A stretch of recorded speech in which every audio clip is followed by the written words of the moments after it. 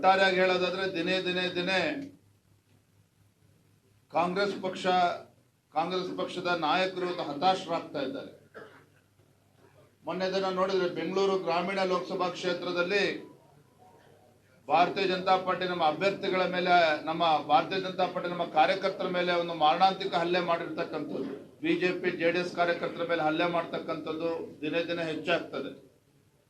ಆದರೆ ನಮ್ಮ ಪಕ್ಷದ ಕಾರ್ಯಕರ್ತರು, ಬಿಜೆಪಿ ಮತ್ತು ಜೆಡಿಎಸ್ ಪಕ್ಷದ ಕಾರ್ಯಕರ್ತರು ಒಗ್ಗಟ್ಟಾಗಿ ಒಂದಾಗಿ ನಮ್ಮ ಅಭ್ಯರ್ಥಿಗಳನ್ನ ಗೆಲ್ಲಿಸ್ತಕ್ಕಂಥ ನಿಟ್ಟಿನಲ್ಲಿ ಇವತ್ತು ಮುನ್ನುಗ್ತಾ ಇರ್ತಕ್ಕಂಥ ಸಂದರ್ಭದಲ್ಲಿ ಯಾವುದೇ ಘಟನೆಗಳು ನಮಗೆ ಹಿನ್ನಡೆ ಆಗೋದಕ್ಕೆ ಸಾಧ್ಯ ಆಗೋದಿಲ್ಲ. ನಮ್ಮ ಕಾರ್ಯಕರ್ತರ ಉತ್ಸಾಹ ಕೂಡ ಕುಗ್ಗೋದಕ್ಕೆ ಸಾಧ್ಯ ಇಲ್ಲ.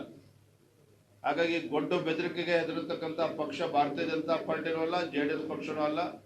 ನಮ್ಮ ಕಾರ್ಯಕರ್ತರ ಮೇಲೆ ದಬ್ಬಾಳಿಕೆ, ಗುಂಡಾಗರ್ದಿ ಮಾಡಕ್ಕೆ ಶುರು ಮಾಡಿದ್ದಾರೆ. ಇನ್ನೆಲ್ಲೆಲ್ಲ ಅವಶ್ಯಕತೆ ಬರುತ್ತದೆ ಮುಂದಿನ ದಿನಗಳು ಗೊತ್ತಾಗ್ತದೆ. ಅದು ಸದ್ಯಕ್ಕಂತೂ ಬೆಂಗಳೂರು ಗ್ರಾಮೀಣ ಹೈ ಪ್ರೊಫೈಲ್ ಕಾನ್ಸ್ಟಿಟ್ಯೂನ್ಸಿ, ಒಂದು ಕಡೆ ಹಣ ಬಲ, ಹೆಂಡದ ಬಲ ಮೇಲೆ ಚುನಾವಣೆ ಗೆಲ್ತೇವೆ, ಅಧಿಕಾರದ ದರ್ಪದಿಂದ ನಾವು ಗೆಲ್ತೇವೆ ಅಂತ ಹೇಳಿ ಕಾಂಗ್ರೆಸ್ ಪಕ್ಷ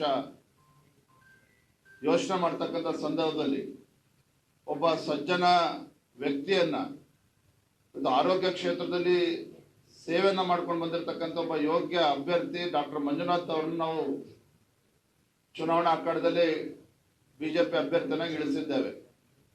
ಹಾಗಾಗಿ ಇವತ್ತು ಏನು ಅವ್ರು ಗೊಡ್ಡ ಬೆದರಿಕೆನ ಆಗ್ಲೇ ಹೇಳಿದಾಗ ಎದುರುಕೊಳ್ತಕ್ಕಂಥ ಪ್ರಶ್ನೆ ಇಲ್ಲ. ಅದ್ರ ಒಂದಂತೂ ಸತ್ಯ, ತಾವೇ ಹೇಳಿದಾಗೆ ಬಹಳ ಸೂಕ್ಷ್ಮ ಮತಗಟ್ಟೆ, ಹೆಚ್ಚು ಮತಗಟ್ಟೆಗಳು ಇರ್ತಕ್ಕಂಥ ಕ್ಷೇತ್ರ ಬೆಂಗಳೂರು ಗ್ರಾಮೀಣ ಕ್ಷೇತ್ರ ಕೂಡ ಒಂದು. ಹಾಗಾಗಿ ನಾವು ಪ್ಯಾರಾಮಿಲಿಟರಿ ಇರ್ಬೋದು, ಏನೇನು ವ್ಯವಸ್ಥೆಗಳು ಚುನಾವಣಾ ಆಯೋಗಕ್ಕೆ ನಾವು ಒತ್ತಾಯವನ್ನು ಮಾಡ್ತೇವೆ.